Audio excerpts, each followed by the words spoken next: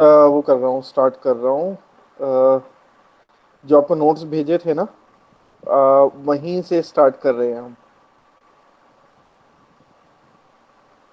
देखो आपके notes, I think आपने एक्सेस किए होंगे नोट्स जो आप लोगों को भेजे थे मैंने। यस। ठीक है। तो तो यहाँ पे बेटा, जो अब हम स्टार्ट कर रहे हैं, हम यहाँ पे है। मैं आपको हैंड आउट दिखाता हूँ एक बार आपका। ठीक है। हमने बेसिक्स जो है एक बार ओवरऑल कंपाइलर और उसके फेजेस को स्टडी कर लिया। ठीक है। और कंपाइलर का स्ट्रक्चर, एनालिसिस, सिंथेसिस जो उसकी है वो देख ली। अब हम कंपाइलर कंस्ट्रक्शन टूल है, लेक्सिकल एनालाइजर है, फिर रोल्स। ठीक है। Input buffering. ठीक है। इनपुट बफरिंग अभी हम कल से आई थिंक स्टार्ट हो पाएगा, because lexical analysis and role of lexical analyser ही काफ़ी है। ठीक है। तो ये हमारा क्या है, लेग्स फाइनाइट ऑटोमेटा वगैरह यहाँ तक ये रहेगा। फिर सिंटेक्स एनालिसिस फेज आ जाएगा। तो एक एक करके क्या है, हम फेजेस वगैरह भी डिस्कस करते जाएंगे। और अगर किसी फेज के बीच की डिटेल्स है, जैसे पार्सिंग वगैरह, वो भी फर्दर डिस्कस की जाएगी। ठीक है। तो लेट्स स्टार्ट की कंपाइलर कंस्ट्रक्शन टूल्स आपके पास। ठीक है। सो कंपाइलर राइटर बेटा आपके पास क्या है, किसी भी, जैसे आपके पास सॉफ्टवेयर डेवलप जिस तरीके से किया जाता है, सॉफ्टवेयर डेवलप होता है, उसी तरीके से आपका क्या है, कंपाइलर राइट किया जाता है। ठीक है। और उसमें क्या है, वेरियस फेजेस होते हैं हमारे पास, जिनको बस हमने क्या है, डिजाइन करना होता है। ठीक है। हर फेज को हमने डिजाइन करना होता है, लास्ट में कैलिब्रेट करना होता है। ठीक है। So the compiler writer, like any software developer, can portably use modern software development environments containing tools such as language editors, debuggers, version managers, crawlers, test harness and so on. ठीक है। तो ये हमारे पास क्या है, लैंग्वेज एडिटर्स है। ठीक है। जिनको हम क्या है, यूज कर सकते हैं कंपाइलर के लिए। In addition to these general software development tools, मतलब इन टूल्स के अलावा हमारे पास क्या है, कुछ स्पेशलाइज टूल्स भी अवेलेबल है, क्रिएट किए गए हैं। ठीक है। To design the various phases of a compiler. ठीक है। These tools are use a specialized languages for specifying and implementing a specific components.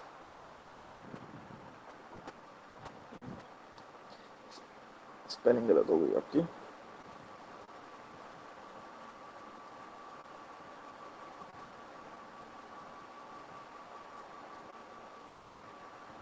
ठीक है। तो हमारे पास क्या, these tools use specialised languages for specifying and implementing the specific component, and many use quite sophisticated algorithms. अब यहाँ पे बेटा हमारे पास क्या है, जैसे पार्सिंग होती है, इनके लिए एल्गोरिथम्स डिजाइन किए जाते हैं। मैं आपको एक एग्जांपल देता हूँ। जब आप लोग डेटा स्ट्रक्चर्स पढ़ रहे थे, तो एक पार्ट आता था जहाँ पे आप स्टैक इम्प्लीमेंटेशन करते थे। वहां पे आप क्या करते थे, एक तरीके से सिंटेक्स को एनालाइज करते थे हम, स्टैक की हेल्प से एक्सप्रेशन को एनालाइज करते थे। सबसे पहले आप लोग क्या करते थे, सबसे पहले इनफिक्स नोटेशन को आइदर प्री फिक्स में या पोस्ट फिक्स में कन्वर्ट करते थे। उसके बाद उस पोस्ट फिक्स इवेल्युएशन एक्सप्रेशन की इवेल्युएशन होती थी स्टैक के अंदर। तो अगर आपको उसके स्टेप्स याद हो, जो कन्वर्जन के स्टेप्स होते थे स्पेशली, ठीक है, तो उस कन्वर्जन के स्टेप्स में जब आप एक इनफिक्स नोटेशन को पोस्ट फिक्स में कन्वर्ट करते थे, तो आप हर चीज को टोकन्स में डिवाइड करते थे। ठीक है। टोकन्स में डिवाइड करते थे, मतलब एक्सप्रेशंस को अलग अलग लेबल करते थे। ऑपरेटर्स, करली ब्रेसेस वगैरह उठा के एक तरफ, ऑपरेटर्स उठा के एक तरफ कर देते थे, ग्रामर एक तरफ डालते जाते थे। ठीक है। जो ए बी सी जैसे था, ए प्लस बी स्केयर है, तो ग्रामर उठा के एक तरफ डालते जाते थे, फिर स्टैक इंप्लीमेंट करके उसको एनालाइज कर देते थे। ठीक है। तो यहाँ पे भी हमारे पास क्या है, वो एक तरीके का क्या है, आपका एक एल्गोरिथम है। ठीक है। बट वो एक बहुत ही सिंपल एल्गोरिथम है। ठीक है। जो कि आप डिजाइन करते थे कुछ स्पेसिफिक इनपुट्स के लिए, एक एक्सप्रेशन को इवेलुएट करने के लिए, उस स्पेसिफिक इनपुट के लिए आपने उसको डिजाइन किया हुआ था। बट यहाँ पे आपके पास क्या है, हम बहुत ही सोफेस्टिकेटेड, मतलब जो आपके पास लेंथी भी हो गए as well as time consuming भी हो गए। इस तरीके के एल्गोरिथम्स का यूज करते हैं जो कि आपके पास क्या करते हैं, एनालिसिस करते हैं। The most successful tools are those that hide the details of the generation algorithm and produces the components that can easily integrated into the remainder of the compiler। ठीक है, तो इसमें आपके पास क्या है, यहाँ पे बेटा आपके पास क्या एक्चुअली में ट्री लाइक स्ट्रक्चर्स बनते हैं। ठीक है, जैसे कोई एक्सप्रेशन मिलती है तो उस एक्सप्रेशन के क्या है हेरारिकल स्ट्रक्चर्स बन जाते हैं एक्सप्रेशंस के। ठीक है, रूल्स के। तो उस तरीके के एल्गोरिथम्स बिल्टअप होते हैं। ठीक है, और उसे क्या है फिर next phase of the compiler को, जैसे आपके पास है सिंटेक्स फेज हो जाएगा अगला, तो उस फेज के पास क्या एज ए इनपुट दे दिया जाती है आपके पास। ठीक है, तो सम ऑफ द, अब ये जितने भी है ये सारे इंपॉर्टेंट है, आपको इनकी वर्किंग पता होनी चाहिए। पार्सर जनरेटर में बोल्ड करता जा रहा हूँ so that you can note down.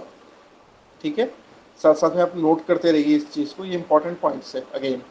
ठीक है, parser generators that automatically produce syntax analyzer from a grammatical description of the programming language। ठीक है, जो आपकी ग्रामेटिकल डिस्क्रिप्शन है उससे सिंटेक्स को प्रोड्यूस करने के लिए हम क्या करते हैं, पार्सर जनरेटर्स है। Scanner generators that produces the lexical anal, हाँ जी कौन पूछ रही एक्सक्यूज थी? मी सर, सर वो आज प्लेसमेंट वाली क्लास प्लेसमेंट थी ना आज, तो उसकी दोबारा प्री प्लेसमेंट टॉक है 3:30 बजे, तो लीव कर दूंगा मैं सर थोड़ी कौन देर बोल में, रहे कोई हैं, दिक्कत तो कोई नहीं है ना उसमें मतलब सर? प्रयाग सर बोल रहे हैं, प्रयाग कोई बोल बात रहा नहीं हूँ सर। बेटा। जिस मुझे हाँ रिमाइंड करवा अटेंडेंस देना मिलती है। थी सर, रजनी वर्मा से मेल आई है हाँ हमें ना। कोई बात नहीं बेटा, कोई बात नहीं, ठीक है। ठीक है सर, नीतीश भी बोल देगा क्लास में हाँ मेरी कोई अटेंडेंस बात नहीं, ना, किसी को अमन को बोल दो, या हाँ अमन अमन सिंगला को बोल बोल दो, दियो। अमन कर देगा। हाँ जी, ठीक है, CR बोल देना अमन सिंगला। कोई इशू ओके नहीं सर, बेटा, थैंक कोई यू। इशू नहीं। अच्छा ठीक है, सो स्कैनर जनरेटर आ गया बेटा हमारे पास, that produces the lexical analyser from the regular expression. अब यहाँ पे फिर से रेगुलर एक्सप्रेशन की बात आ रही है, description of the tokens of the language. ठीक है, syntax directed translation engines that produces the collection of routines for walking a parse tree and generating the intermediate code। यहाँ पे intermediate code तक हम जा रहे हैं। ठीक है, कोड जनरेटर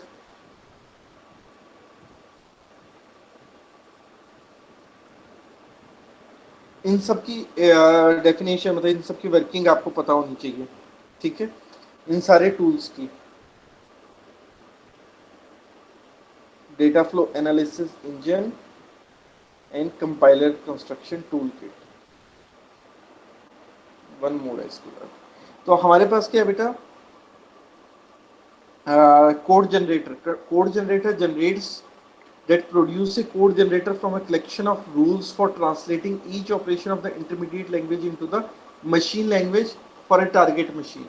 तो आपके पास क्या है, मशीन लेवल लैंग्वेज को प्रोड्यूस करता है टारगेट मशीन के अकॉर्डिंग कोड जनरेटर आपका। Data flow analysis engine that facilitates the gathering of the information about how the values are transmitted। ये आपके पास क्या किस तरीके से आपकी इंफॉर्मेशन एक पार्ट ऑफ अ प्रोग्राम से दूसरे पार्ट तक जाती है, उसको हम क्या है डेटा फ्लो एनालिसिस की उसके फ्लो को, डेटा का जो फ्लो है एक पार्ट से दूसरे फेज में, एक फेज से दूसरे फेज में कंपाइलर के, उसको चेक करना या उसको मॉनिटर करने का जो काम है वो इस फेज का है। ठीक है, compiler construction toolkits that provides an integrated set of routines for constructing various phases of compiler। ठीक है, ये सारे के सारे हमारे पास क्या है, कंपाइलर कंस्ट्रक्शन टूल्स है जो हमारे पास ऑलरेडी अवेलेबल है। Parser generator, scanner generator, syntax directed translation engine, code generator, data flow analysis engine. Compiler construction tool kit वो एक बहुत बड़ी टूल किट है, ये इंडिविजुअल नहीं है, इसके काफी सारे आगे फर्दर मॉड्यूल्स होते हैं। ठीक है, एक बार इनको देख लो, एक बार पढ़ लो, इन सबको नोट कर लो। ठीक है, जो कि है इनको नोट कर लो।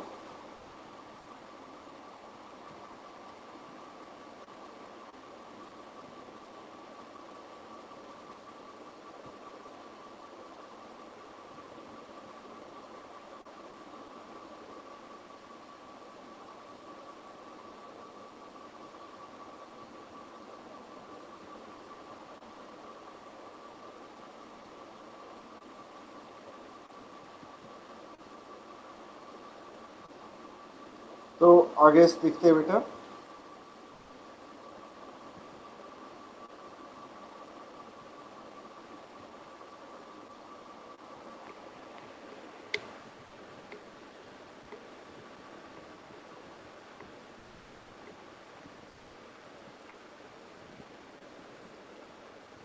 So we can produce a lexical analyzer automatically by specifying the lexeme patterns to a lexical analyzer generator and compiling those patterns into the code that function as a lexical analyzer. ठीक है, तो हम अपने लेक्सिम को खुद define करके कि किस तरीके से टोकन, किस तरीके से लेबलिंग हो और किस तरीके से डेटा जो है आपके पास पास हो, उस चीज को हम क्या है अपने लेक्सिम को खुद डिफाइन करके अपने लेक्सिकल एनालाइजर को प्रोड्यूस कर सकते हैं।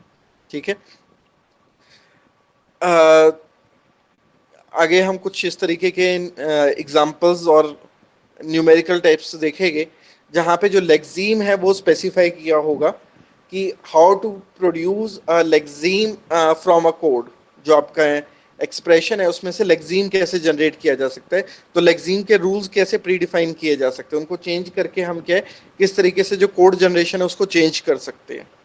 ठीक है, तो the role of a lexical analyser, ये आपको ऑलमोस्ट पता है। ठीक है, हम इस चीज को डिस्कस कर चुके हैं। थोड़ा सा ये चार्ट आपकी और हेल्प करेगा। ठीक है, तो the first phase of the compiler is the lexical analyser. जो आपका प्री प्रोसेस होकर डेटा आता है वो सबसे पहले क्या है लेक्सिकल एनालाइजर के पास आता है।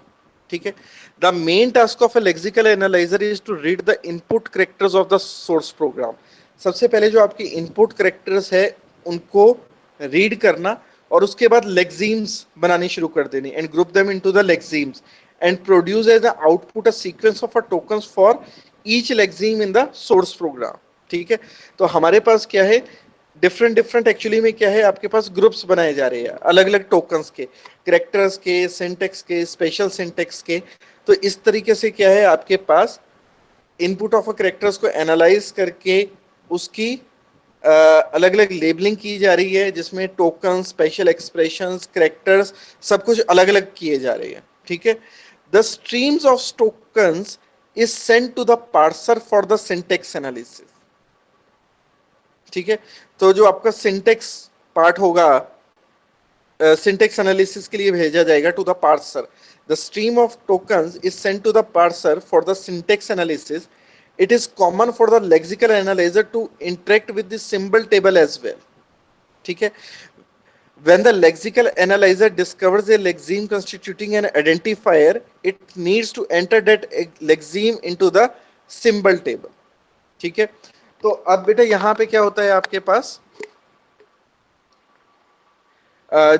जब आपके डिफरेंट लेक्सिम्स बन जाते हैं, आपकी ग्रुपिंग हो गई, आपके इनपुट कैरेक्टर्स पूरी तरीके से रीड हो गया, उसके डिफरेंट लेक्सिम्स बन गए हैं, तो वो लेक्सिम्स को कहाँ पे भेजा जाता है आपके पास, उसको भेजा जाता है सिंटेक्स एनालाइजर के पास एनालिसिस के लिए। अगर कोई नया आइडेंटिफायर या कोई नया कीवर्ड आपके इनपुट सोर्स के अंदर आपको मिल रहा है तो उसको क्या है साइड बाय साइड हम सिंबल टेबल में ऐड भी करते हैं, और कोई आइडेंटिफायर जिसकी डेफिनेशन हमें चाहिए होती है उसकी डेफिनेशन हम सिंबल टेबल से पैरेलली ले भी लेते हैं।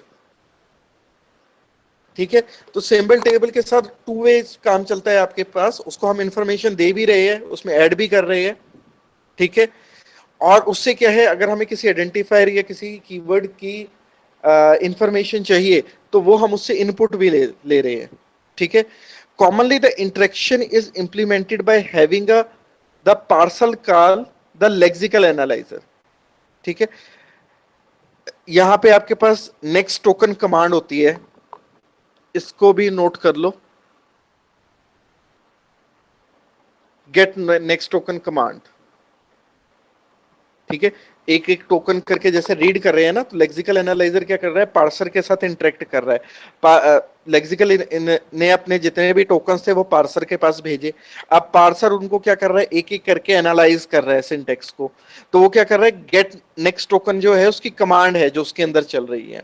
ठीक है, और अब ये क्या है टू वे कम्युनिकेशन है, वापस लेक्सिकल एनालाइजर के साथ भी है, सिंबल टेबल के साथ भी इसका कंटिन्यूअस कम्युनिकेशन चल रही है, फाइनली जो आपके पास जनरेट होगा वो आउटपुट किसको दे दी जाएगी, सिमेंटिक्स एनालिसिस के लिए दे दी जाएगी। ठीक है,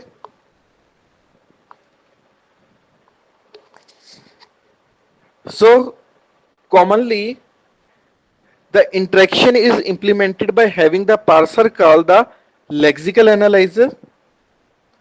The call is suggested by the generate next token command।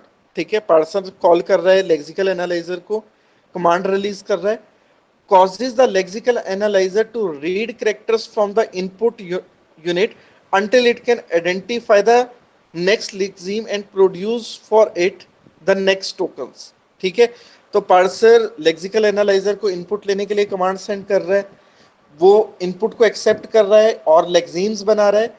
वो जो टोकन्स है वो किसके पास दोबारा भेजे जा रहे हैं, वो पार्सर के साथ भेजे जा रहे हैं। And in between it is in two way communication with the symbol table. ठीक है, मैं एक बार दोबारा एक्सप्लेन करता हूं, एक बार आप इसे पढ़ लीजिए। ठीक है, इस स्टेप को मैं दोबारा एक्सप्लेन कर रहा हूं इसके बाद।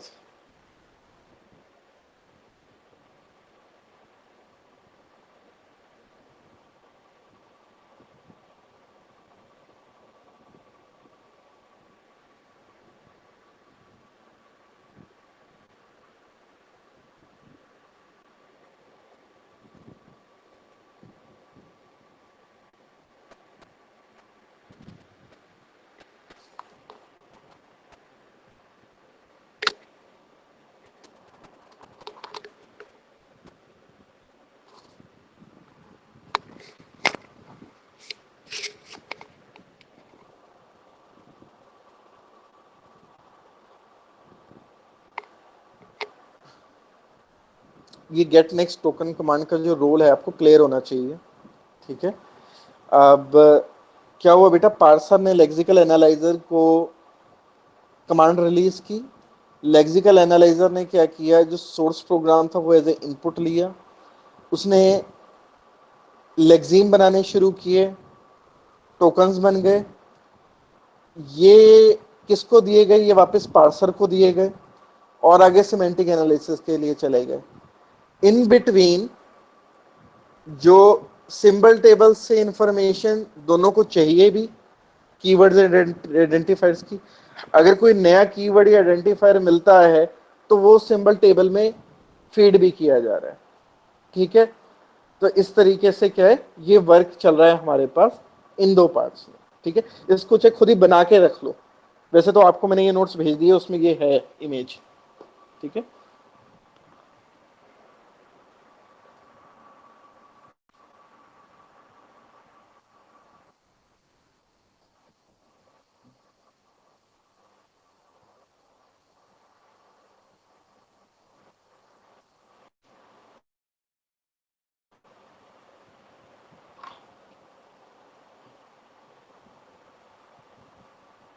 तो बेटा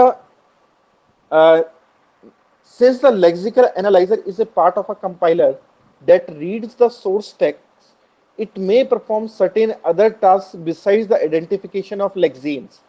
अब यहाँ पे क्या है, ये चीज मैंने आपको एक पहले भी लेक्चर्स में एक्सप्लेन की थी कि चलो लेक्सीम्स बनाने हैं, ये एक वर्क है, सॉरी, इसके अलावा आपके पास क्या है, जो लेक्सिकल एनालाइजर है वो कुछ और वर्क भी परफॉर्म करता है। ठीक है, जिस तरीके से white spaces, blank, new line, tabs, जो इंफॉर्मेशन क्या है मतलब नॉट रिक्वायर्ड इंफॉर्मेशन है हमारे पास, आपके कंपाइलर को फीड हुई है, तो उनको रिमूव करने का भी काम जो है आपके पास, ये आपका जो लेक्सिकल एनालाइजर है वो करता है।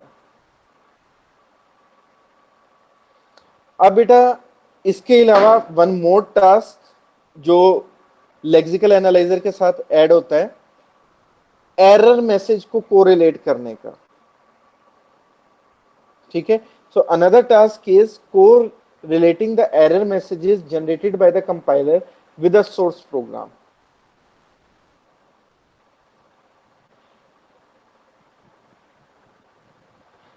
सो बेटा एरर टेबल आपके पास है, जो कि हमारे पास क्या है, किसी भी टाइप की एरर्स को, ठीक है, यहाँ पे मैंने आपको बताया था कि आपके पास किस तरीके की एरर्स आइडेंटिफाई हो पाएगी। कोई सिंटेक्स की एरर जो है वो आइडेंटिफाई हो सकती है आपके पास, कोई आपके पास ग्रामेटिकल एरर है, कोई आप ग्रामर में कोई आपका रूल है, वो जो है उसको हम आइडेंटिफाई कर सकते हैं इस पार्ट के अंदर, ठीक है, एरर के अंदर, ठीक है। तो for instance the lexical analyser में keep a track of the number of new line characters seen so it can associate the line number with the each error message. अब आपने देखा होगा नॉर्मली जब आप कोई भी प्रोग्राम कंपाइल करते हैं तो आपके पास क्या लाइन नंबर के साथ एरर मैसेज को बता देता है। तो वो कहीं ना कहीं इसी वजह से बना पाता है क्योंकि एक्चुअली यहाँ पे क्या होता है, लुकअप टेबल्स बनते हैं, ठीक है, टेबल्स बने होते हैं, सिंबल टेबल में भी टेबल्स बनते हैं, ठीक है, और एरर में भी जो आपका चार्ट है उसमें भी टेबल्स बने होते हैं। तो वो लाइन नंबर के अकॉर्डिंग आपको बता देता है कि इस लाइन पे एरर है, इस लाइन पे एरर है, और किस टाइप का एरर हो सकता है। किसी फाइल को कॉल किया, वो फाइल एग्जिस्ट नहीं करती है, या आपने किसी पैकेज को कॉल किया, वो पैकेज बना ही नहीं हुआ है, आपने उसको फीड ही नहीं किया है कंपाइलर को। तो उस तरीके के जो एरर्स है लिंकिंग के, वो सारे के सारे आपके पास क्या है, यहाँ पे आपको मिल जाएगी। यहाँ पे मेनली वैसे आपके पास आइडेंटिफायर और कीवर्ड से रिलेटेड एरर्स पकड़े जाते हैं, ठीक है। कोई प्री डिफाइंड आइडेंटिफायर या कीवर्ड है, उसका आपने यूज करना था और आपने उसको यूज नहीं किया, आपने को चाहिए था कि आप math.h की फाइल इंपोर्ट करते, आपने उस फाइल को इंपोर्ट ही नहीं किया, तो उसका जो कनेक्शन है वो उसको नहीं मिला। तो उस तरीके के एरर, कोई सिंटेक्स का एरर है, वो सारे के सारे एरर्स जो है वो आपको इस फेज के अंदर मिल सकते हैं। In some compilers, the lexical analyzer makes a copy of the source code, copy of the source.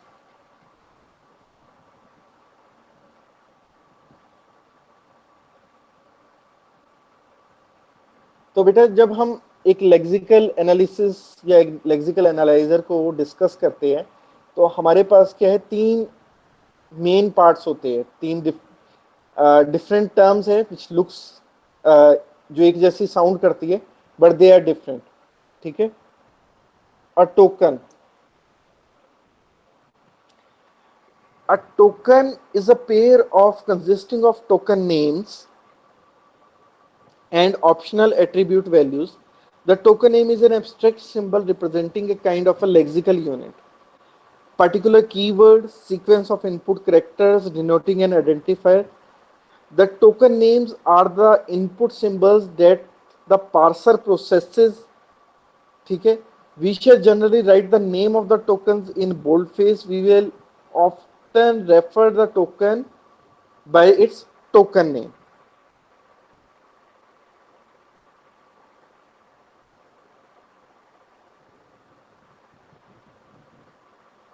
तो बेटा आपके पास जो टोकन्स हमारे पास जनरेट होते हैं इसमें क्या है, जैसे सीक्वेंस ऑफ कैरेक्टर्स, ये आपको पता है, ऑलमोस्ट मैं कई बार टोकन्स को एक्सप्लेन कर चुका हूँ कि टोकन्स क्या होते हैं।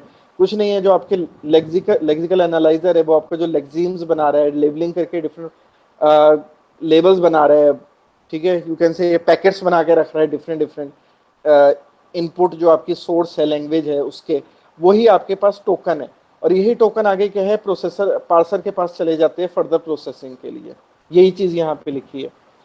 उसके बाद pattern, A pattern is a description of the form that the lexeme of a token may take. In the case of a keyword as a token, the pattern is just a sequence of characters that form a keyword. For identifiers and some other tokens, the pattern is more complex structure that is matched by many strings. ठीक है, तो आपके पास क्या है बेटा, pattern क्या है, pattern का मतलब है एक तरीके की इंफॉर्मेशन कि किस तरीके का क्या पैटर्न बन रहा है। एक तरीके से आप कह सकते हो जैसे आप ग्रामर को आइडेंटिफाई कर रहे हो, ठीक है, कि किस पर्टिकुलर स्ट्रीम की ग्रामर आ रही है, उस चीज को आइडेंटिफाई कर रहे हो, वो आपके पास के एक तरीके की पैटर्न की रीडिंग है। सो पैटर्न क्या है, आपके पास description of the form of a lexemes of a token, कि आपके जो टोकन है उसके डिस्क्रिप्शन को हम पैटर्न कह रहे हैं, ठीक है। You can write here the description of a token, ठीक है, the description of a token can be called as the pattern, ठीक है। In the case of a keyword as a token, the pattern is just a sequence of a characters. ठीक है, अब keyword क्या होते हैं? कीवर्ड प्री डिफाइंड होते हैं आपके पास। जैसे for example C plus plus में क्लास है, क्लास आपका कीवर्ड है। फॉर लूप लगाते हो, फॉर है तो वो कीवर्ड है आपके पास, एल्स इफ है तो वो कीवर्ड है। तो एक टोकन तो वो हो गए आपके पास जो कि क्या कहते हैं, नॉन कीवर्ड्स है, जो आपने एंटर किए, कोई स्ट्रिंग है, कोई कुछ है, कोई ऑपरेटर ऑपरेंड है, वो उसका आपके पास के टोकन्स बन गए। कुछ आपके पास टोकन बन गए कीवर्ड्स के जो प्री डिफाइंड है पहले से। ठीक है, तो जब वो कीवर्ड्स आपके पास आते हैं तो कीवर्ड्स क्या है, as it is in the form of a sequence of a character read हो जाते हैं। उनका कोई मतलब या उनका कोई पैटर्न बनाने की कोशिश नहीं होती, क्योंकि वो उनकी इंफॉर्मेशन कौन प्रोवाइड करेगा? Any guess? मुझे थोड़ा आइडिया भी लगेगा आप लोगों को समझ में आ रहा है या नहीं। चैट बॉक्स में आप टाइप कर सकते हैं। अगर कोई प्री डिफाइंड कीवर्ड है तो उसको क्या है, उसका पैटर्न को समझने की कोशिश नहीं की जाती, उसको as a sequence of a characters ही रीड कर लिया जाता है। इसका रीजन क्या हुआ? उसकी इंफॉर्मेशन फिर कहां से मिली? उस कीवर्ड क्या करेगा, उसको आपको कैसे पता चलेगा?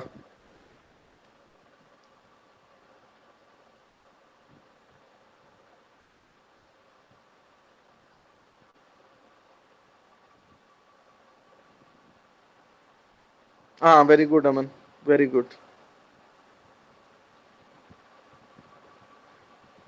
किसी ने और कुछ गेस किया हो? एटलीस्ट टाइप तो कर दो।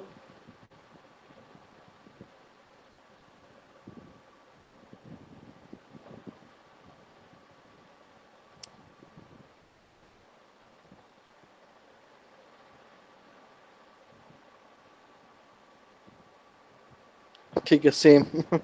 हाँ बिल्कुल ठीक है बेटा। एक्चुअली में क्या है, अब देखो ना, कीवर्ड्स है, उसको एज इट इज रीड कर लिया कोई, तो उसकी इंफॉर्मेशन सिंपल टेबल से उसको मिल जाएगी, क्योंकि इंफॉर्मेशन तो सबकी चाहिए।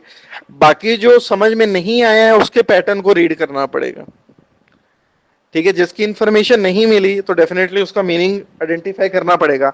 आपने कॉनकैट लिख दिया, आपने प्लस सिंबल लगा दिया, दो वेरिएबल्स लिख दिए, तो डेफिनेटली उनकी इंफॉर्मेशन पूरी फाइंड आउट करनी पड़ेगी। वो आइडेंटिफायर्स है, वो वेरिएबल्स है, उनको अलग टोकन्स बनाने पड़ेंगे, उनका पैटर्न बनाना पड़ेगा। थ्रू द ग्रामर रीडिंग उसकी जो मीनिंग है उसको आइडेंटिफाई करना पड़ेगा, क्योंकि बाकी अनरीडेबल है, बाकी इंफॉर्मेशन उसको प्रोवाइडेड नहीं है। ठीक है, सिंबल टेबल से काफी सारी इंफॉर्मेशन तो डायरेक्ट मिल गई है, एरर टेबल से काफी सारी एरर्स की इंफॉर्मेशन डायरेक्ट मिल गई है। ठीक है, for identifiers and some other tokens the pattern is more complex structure that is meshed by many। ठीक है, तो यहाँ पे कुछ वही बात की गई है कि जब आप जो एंटर कर रहे हो, बाकी की जो इंफॉर्मेशन है उससे जो पैटर्न्स जनरेट करना है वो क्या है, टफ है एज कंपेयर टू सिंपल। मतलब जो हम कीवर्ड्स के केस में कर रहे थे।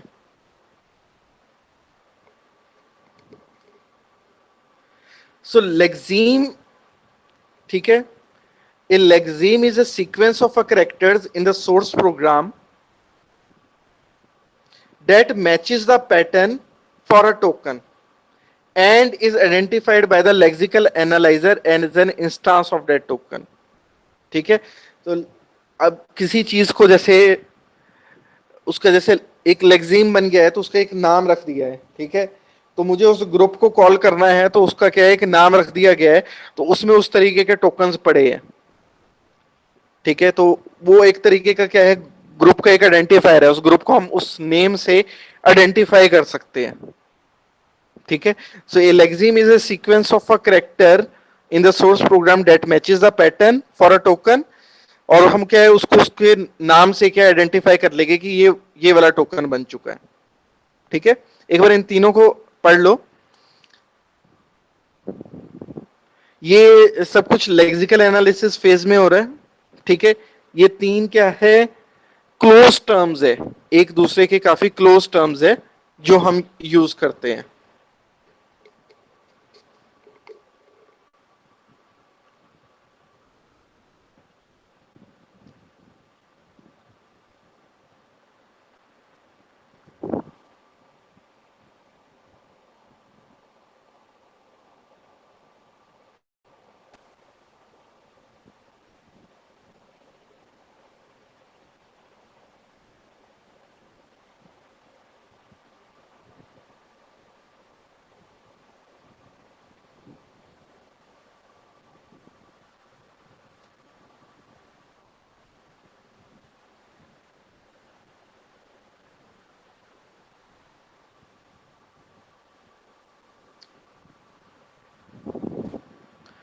अब इस चार्ट को साथ में देख लेना।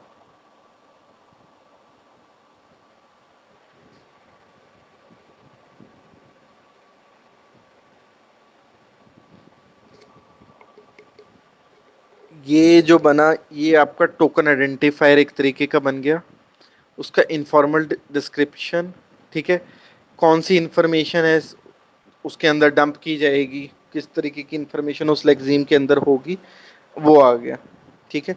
ये इंफॉर्मेशन उसके बाद क्या है, टोकन्स की फॉर्म में ही, उन्हीं के आइडेंटिफायर्स के फॉर्म में ही आगे पार्सर के पास जा रही है।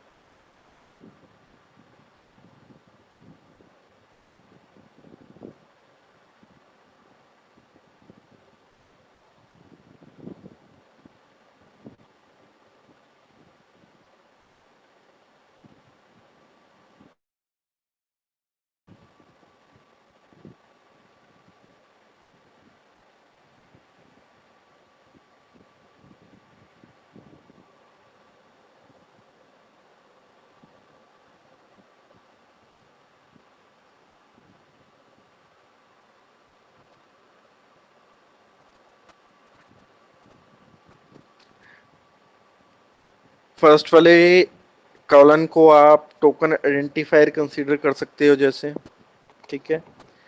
उसके बाद उसका डिस्क्रिप्शन किस तरीके की इंफॉर्मेशन, मतलब उसको करेक्टर बाय करेक्टर, ठीक है, उसको एज इट इज तो रीड करेगा नहीं, यही चीज हम कह रहे थे कि करेक्टर बाय करेक्टर जाएगी चीजें, ठीक है।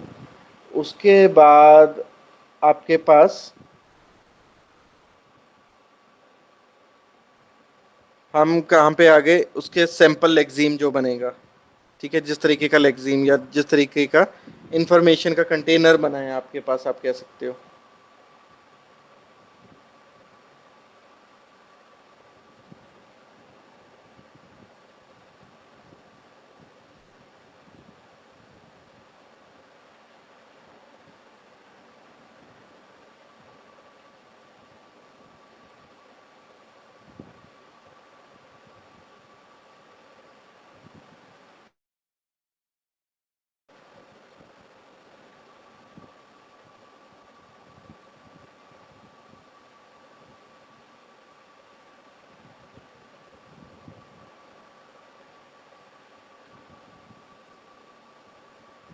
ठीक है बेटा, अब जो नीचे वाला डिस्क्रिप्शन है ये सैंपल उसके ऊपर आते हैं, ठीक है, कि क्या डिस्क्राइब किया जा रहा है। One token for each keyword, ठीक है, one token for each keyword. The मतलब आपके पास क्या है, जैसे करेक्टर्स आए, ठीक है, तो हर एक कीवर्ड के लिए या हर एक जो सेंटेंस आपके पास है या एक वर्ड बना आपके पास, उसको लेके क्या है, एक टोकन जनरेट हो रहा है। The pattern for a keyword is same as that of the keyword itself. सिर्फ कीवर्ड के केस में यहाँ पे सॉरी बात कर रहे हैं कि जब आपके पास क्या है, अगर हमारे पास कीवर्ड्स आते हैं, ठीक है, ये सारे इंपॉर्टेंट पॉइंट्स है हमारे पास। सबसे पहली बात है, ठीक है, कि हर अगर मान लो क्लास रीड हुआ तो एक टोकन था, तो सॉरी एक क्लास रीड हुआ तो वो क्लास कीवर्ड थी, तो उसके लिए अलग टोकन बनेगा। इफ तो कीवर्ड है तो उसके लिए अलग टोकन बनेगा। तो नंबर ऑफ टोकन्स क्या इंक्रीज हो जाते हैं जब आपके पास कीवर्ड्स आ जाते हैं, ठीक है। जो प्री डिफाइंड है आपके पास, उसका क्या है, as it is as a token ही उसको कंसीडर कर लिया जाएगा। उसको read definitely in sequence of a character ही किया जाएगा, उसको एज अ होल वर्ड नहीं, सीक्वेंस ऑफ कैरेक्टर्स में ही सारा कुछ जाएगा, बट उसके लिए एक अलग टोकन बनेगा। क्लास के लिए अलग टोकन बना, इफ के लिए, एल्स के लिए, फॉर के लिए, वाइल के लिए, डू के लिए, वाइल के लिए, डू वाइल लूप बन गई आपके पास। और भी जितने भी आपके पास कीवर्ड्स है, गो टू है, कुछ और है, उनके लिए हर कीवर्ड के लिए अपना एक टोकन बनेगा। Tokens for the operators, either individually or in the classes, such as the token comparison mentioned in। तो आपके पास क्या है बेटा, उसी तरीके से जैसे कोई ऑपरेटर्स आ जाता है आपके पास, ऑपरेटर से मतलब है जहां पे आपके पास क्या है, जो वर्क परफॉर्म करवाते हैं, एडिशन, सब्ट्रैक्शन, मल्टीप्लिकेशन, जो ऑपरेटर्स आ जाते हैं, वो ऑपरेटर के लिए हमें क्या है, उसके लिए भी क्या है, टोकन्स बनते हैं, टोकन फॉर द ऑपरेटर्स। ठीक है, चाहे वो इंडिविजुअली एग्जिस्ट करते हो, चाहे वो क्लास के अंदर एग्जिस्ट करते हो, ठीक है, तो उनके लिए क्या है, टोकन बनाई जाएगी आपके पास अलग। And one token representing all the identifiers, इसका मतलब क्या हुआ, अलग अलग टोकन कीवर्ड के लिए, अलग अलग टोकन ऑपरेटर्स के लिए, ये एक आ गई बात। उसके बाद ये कह रहे हैं कि one token representing all the identifiers, इससे क्या मतलब हुआ? Any guess in the chat box?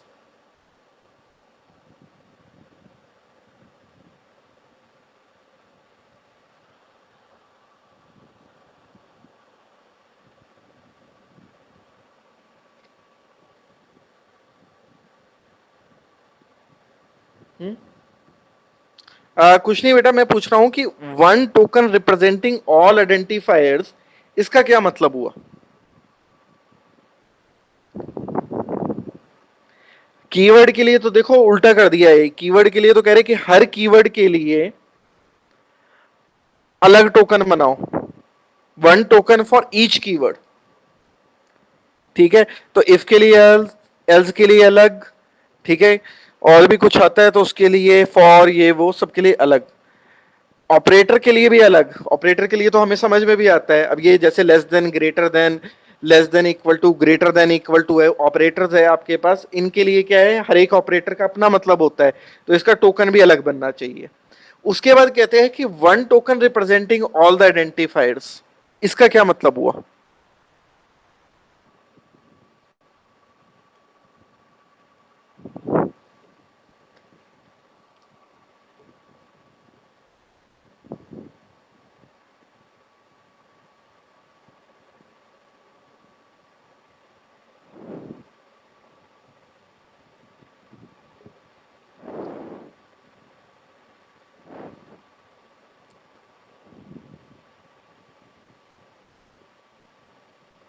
हाँ, तो मतलब तो वही है, अगर मेरे को इसको चेंज करना हो तो मैं ये चीज लिख सकता हूँ डेफिनेटली, कि token for the identifiers can be classified as same. अब इसका लेकिन एक्चुअल में मतलब आपको समझाने के पर्पज से क्या मतलब हुआ इसका बेटा, अब जैसे आप ये देखो बेटा कि टोकन हर चीज का बनेगा, ठीक है, ग्रामर के चलो टोकन अलग बनेंगे, डेटा टाइप्स के भी टोकन बनेंगे, ठीक है। अब जैसे इंट है, आपने ऊपर डिक्लेयर किया इंट ए बी सी, नीचे आके आपने लिखा i int i is equal to 0 loop के अंदर, फिर आप नीचे गए, वहां पे आपने कुछ और लिख दिया, तो ये सारा क्या है, सेम टाइप के हैं, डेटा टाइप एक ही था आपके पास, ये उसका एक आइडेंटिफायर बन गया। अब उसके लिए कह रहे हैं कि अलग अलग टोकन मत बनाओ, अगर एक चीज बार बार रिपीट हो रही है तो उसको क्या एक ही टोकन के अंदर डाल दो, उसी टोकन से हम उसको बार बार रेफर कर लेंगे अगर उसका एक ही मतलब निकल रहा है। ठीक है, आपका एक बहुत बड़ा प्रोग्राम है, आपने एक बहुत बड़ा प्रोग्राम बनाया, उस प्रोग्राम के अंदर आपने एक पार्ट, एक फंक्शन, एक उसके क्या है, उस प्रोग्राम के अंदर 10 फंक्शंस थे, ठीक है। अब 10 फंक्शन के अंदर आपने क्या किया, पहले फंक्शन में भी कुछ ऊपर भी फंक्शन डिक्लेयर कर दिया, बीच में भी फंक्शन डिक्लेयर किया, फिर फंक्शन, फिर फंक्शन, तो वो जो फंक्शन है वो क्या बार बार डिक्लेयर हो रहा है। अब फंक्शन के लिए भी डेफिनेटली आपके पास क्या बनेगा, टोकन बनेगा, लेकिन वो कह रहे हैं कि उसको एक ही टोकन के अंदर डाल दो क्योंकि वो एक तरीके का काम कर रहे हैं। ठीक है, वैसे ये आइडेंटिफायर के केस में ज्यादा है कि अगर उसके अंदर भी वेरिएबल डिक्लेयर किए, एक फंक्शन के अंदर भी वेरिएबल बनाए इंट टाइप के, दूसरे के अंदर भी इंट के बनाए, तीसरे के भी अंदर भी कुछ इंट के है, तो जो इंट के लिए जो टोकन जनरेट करना है वो एक ही टोकन जनरेट कर देना, सबके लिए अलग अलग टोकन मत जनरेट करना। ठीक है, उसको हम क्योंकि एक ही सिंबल टेबल से बार बार रेफर कर लेंगे, फ्लोट के लिए अलग कर दिया, डबल के लिए अलग एक कर दिया, तो आपके पास क्या, क्योंकि वेरिएबल्स तो आप कई बार डिक्लेयर करते हो एक प्रोग्राम के अंदर, अगर n number of times int को डिक्लेयर करके वेरिएबल डिक्लेयर कर रहे हो, चलो ग्रामर बाद में रीड करेंगे, लेकिन उसके लिए जो टोकन है ऐसा ना हो कि आप बार बार टोकन ही प्रोड्यूस कर रहे हो सेम चीज के लिए। ठीक है, तो वो कह रहे हैं कि एक ही टोकन बनाओ आइडेंटिफायर्स के लिए, देन वन और मोर tokens representing the constants such as numbers and literal strings. ठीक है, तो नंबर्स वगैरह के लिए डेफिनेटली अब जब नंबर्स हो गए, कॉन्स्टेंट्स हो गए, डिक्लेयर करोगे, स्ट्रिंग डिक्लेयर कर रहे हो, तो उनके लिए क्या है, हो सकता है एक ही टोकन बने और हो सकता है कि एक से ज्यादा हमें क्या करना पड़े, टोकन्स बनाने पड़े। ठीक है, तो यहाँ पे हम जनरल स्टेटमेंट में आ गए हैं। ठीक है, जब हमने अपनी क्या ग्रामर को रीड करना शुरू कर दिया है, वेरिएबल्स बनाने शुरू कर दिए, तो डेफिनेटली क्या एक ही टोकन भी बन सकता है और एक से ज्यादा टोकन्स भी बन सकते हैं, वो उसके बाद उस पर डिपेंड करता है। Tokens for each punctuation symbol such as left and right parenthesis, comma and semicolons. ठीक है, तो जितने भी पंक्चुएशन मार्क्स आएंगे, ठीक है, उन पंक्चुएशन मार्क्स के लिए भी हमें क्या करना पड़ेगा, टोकन जनरेट करने पड़ेंगे। तो आप कह सकते हो कि लेक्सिकल एनालाइजर के अंदर आप सबसे ज्यादा जो काम कर रहे हो वो क्या कर रहे हो, आप टोकन जनरेट करने का कर रहे हो। आपने हर चीज के लिए टोकन जनरेट करना है, चाहे वो प्री डिफाइंड है चाहे वो प्री डिफाइंड नहीं है। जो चीजें प्री डिफाइंड है उनके लिए टोकन्स जनरेट करने के रूल अलग है, और जो चीज प्री डिफाइंड नहीं है उसके लिए जो टोकन जनरेट करने के रूल्स है वो कुछ अलग कर दिए हैं। ठीक है, और जो आपके पंक्चुएशंस है, हर पंक्चुएशन के लिए closing, opening parenthesis, comma, semicolon, right parenthesis, left parenthesis, हर के लिए आप क्या करोगे, टोकन्स जनरेट करोगे।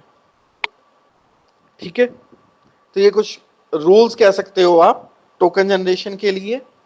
ठीक है, कल आगे हम थोड़ा सा और डिटेल में जाएंगे इसके। ठीक है, कल हम जो है वो इनपुट बफरिंग, स्पेसिफिकेशन, फिर रिकॉग्निशन, वहां पे उस फेज में जाएंगे। ठीक है, इसके लिए जो बुक बेटा फॉलो कर रहा हूं मैं, वो आपकी TB1 है। ठीक है, बाय अल्फ्रेड BHO, रवि सेठी और जेफरी उलमैन की बुक है। ठीक है, इस बुक को मैं फॉलो कर रहा हूँ। ठीक है, और कुछ और भी सोर्सेज है साथ में जिनका मैं यूज कर रहा हूँ। ठीक है,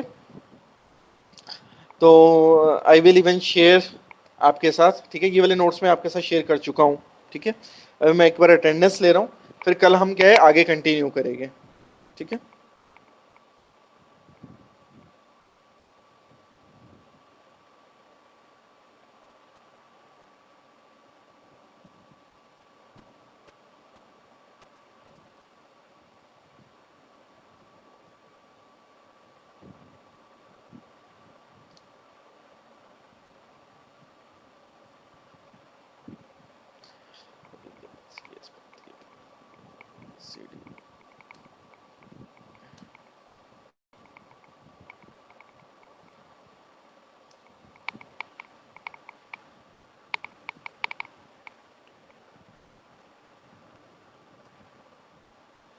आ, 507 गौतम जेड का पहली क्लास है।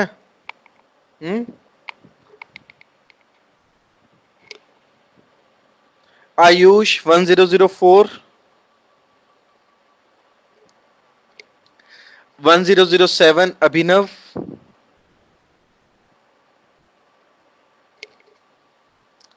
ये भी नहीं आता। अभिषेक शर्मा 1015, अखिलेश कपूर 1021, 1026 अक्षय शर्मा, अमन सिंगला 1033, अंबिका मेहरा 1036,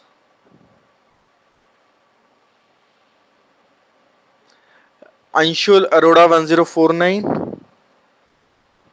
अंशुल अरोड़ा ये भी एब्सेंट ही है लगातार, ईशिता पंत 1092,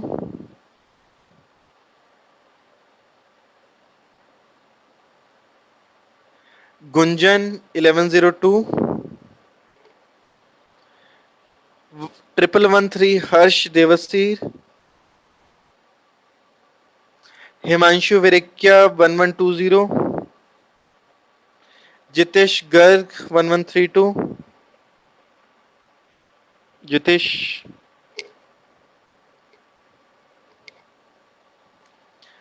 करण पठानिया 1138, कुबेर बख्श 1148, भास्कर सॉरी, कुबेर भास्कर, मानवी महाजन 1153, Mintu Yadav 1160, Mohammad Kamran 1161,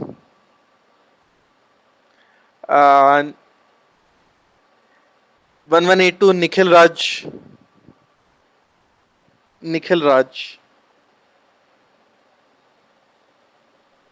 then Nikhil Sharma 1183, okay, Rajkota is present, then Nikhil Sharma 1183,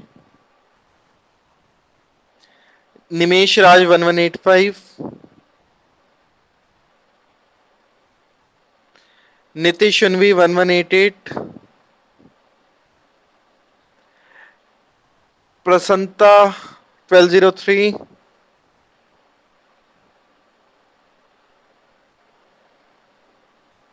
Pratibha Patial 1205,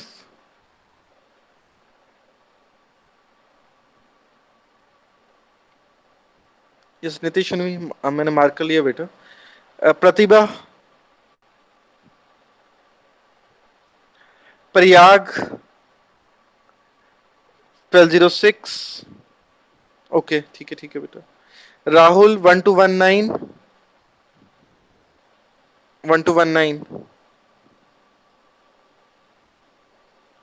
Saloni 1260, Sudhanshu 1304, Sudhanshu, Vaibhav Sehgal 1328, Vivek शांखिया 1346, then यश मुत्रेजा 1348, यशवंत 1349,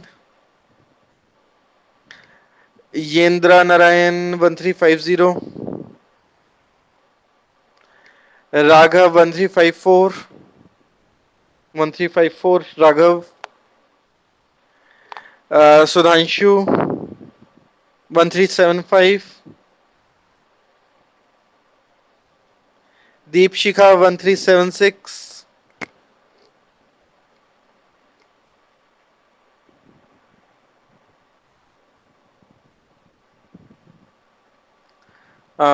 दीपशिखा 1376, साहिल सहगल 1377,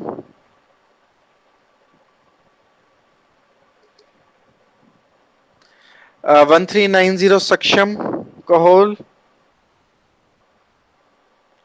रोहित गुप्ता 1242,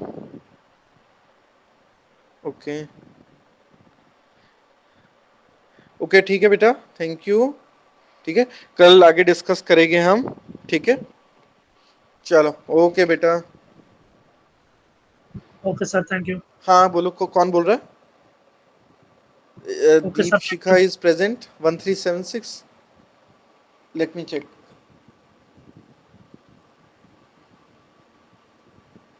बेटा नोट्स मैंने उसी पे डाले हैं, आपके गूगल क्लासरूम पे डाले हैं, कल ही डाल दिए थे ये वाले, तो एक मिनट मुझे चेक करने दो अटेंडेंस,